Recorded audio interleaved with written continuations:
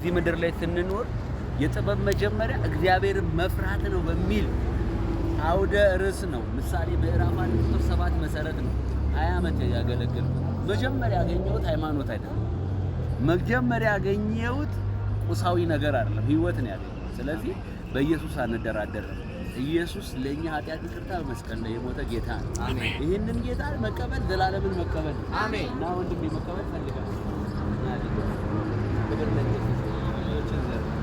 ጌታ ኢየሱስ ሆይ አንተን የዘላለም አዳኝ ጌታ መድኃኒት አድርጌ አሁን ማንም ሳያስገድደኝ ፈቅጄ ተቀብያለሁ።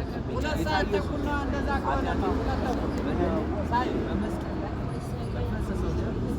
አሁን አጥበህ ስላነሳኸኝ አመሰግናለሁ። ዓለምን ሰይጣንን ስራውን ክጃለሁ። ኢየሱስ ጌታ እንደሆነ እመሰክራለሁ። አሜን አሜን። ክብር ለኢየሱስ ይሁን።